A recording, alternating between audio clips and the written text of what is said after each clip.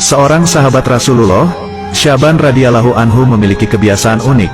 Dia datang ke masjid sebelum waktu salat berjamaah. Ia selalu mengambil posisi di pojok masjid pada setiap salat berjamaah dan itikaf. Alasannya, selalu mengambil posisi di pojok masjid karena ia tidak ingin mengganggu atau menghalangi orang lain yang akan melakukan ibadah di masjid. Kebiasaan ini sudah dipahami oleh semua orang, bahkan Rasulullah sendiri. Pada suatu pagi, saat salat subuh berjamaah akan dimulai, Rasulullah merasa heran karena tidak mendapati Syaban pada posisi seperti biasanya. Rasul pun bertanya kepada jamaah yang hadir, apakah ada yang melihat Syaban? Tapi, tidak ada seorang pun yang melihat Syaban. Salat subuh pun sengaja ditunda sejenak, untuk menunggu kehadiran Syaban, namun yang ditunggu belum datang juga.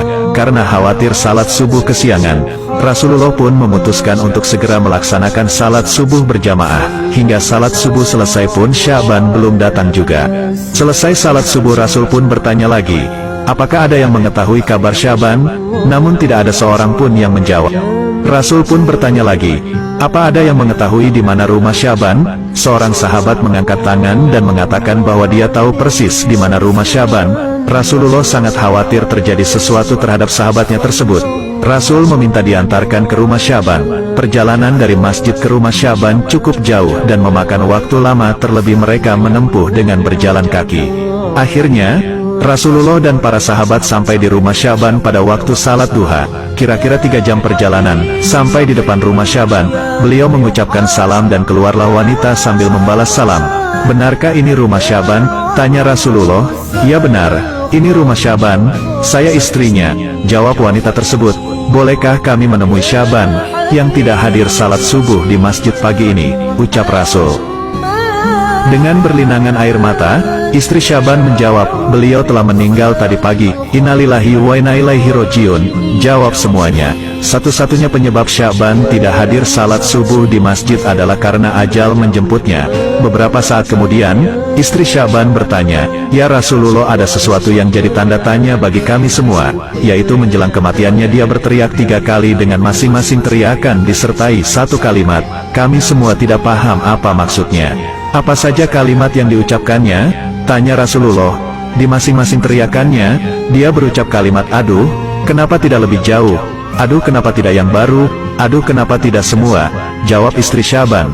Rasulullah pun melantunkan ayat yang terdapat surah Kahf ayat 22. Sesungguhnya kamu berada dalam keadaan lalai dari hal ini, maka kami singkapkan daripadamu hijab yang menutupi matamu, maka penglihatanmu pada hari itu amat tajam. Saat Syaban dalam keadaan sakaratul maut, perjalanan hidupnya ditayangkan ulang oleh Allah. Bukan hanya itu, semua ganjaran dari perbuatannya diperlihatkan oleh Allah. Apa yang dilihat oleh Syaban dan orang yang sakaratul maut tidak bisa disaksikan yang lain. Dalam pandangannya yang tajam itu, Syaban melihat suatu adegan di mana kesehariannya dia pergi pulang ke masjid untuk salat berjamaah 5 waktu. Perjalanan sekitar 3 jam jalan kaki. Tentu itu bukan jarak yang dekat. Dalam tayangan itu pula Syaban diperlihatkan pahala yang diperolehnya dari langkah-langkahnya ke masjid. Ujar Rasulullah. Dia melihat seperti apa bentuk surga yang dijanjikan sebagai ganjarannya. Saat dia melihat, dia berucap, aduh, mengapa tidak lebih jauh? Timbul penyesalan dalam diri Syaban. Mengapa rumahnya tidak lebih jauh lagi supaya pahala yang didapatkan lebih indah? Dalam penggalan kalimat berikutnya, Syaban melihat saat ia akan berangkat sholat berjamaah di musim dingin. Saat ia membuka pintu, berhembuslah angin dingin yang menusuk tulang. Dia masuk ke dalam rumahnya dan mengambil satu baju lagi untuk dipakainya. Dia memakai 2 baju. Syaban memakai pakaian yang bagus, baru, di dalam, dan yang jelek, butut, di luar. Dia berpikir jika kena debu tentu yang kena hanyalah baju yang luar, dan sampai di masjid dia bisa membuka baju luar dan salat dengan baju yang lebih bagus.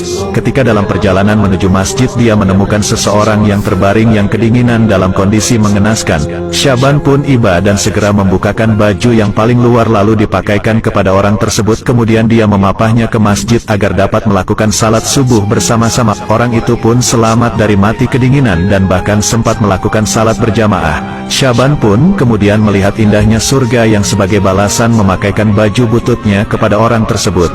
Kemudian dia berteriak lagi, aduh, kenapa tidak yang baru? Timbul lagi penyesalan di benak Syaban. Jika dengan baju butut saja bisa mengantarkannya mendapat pahala besar, sudah tentu dia akan mendapatkan yang lebih besar jika dia memberikan pakaian yang baru. Berikutnya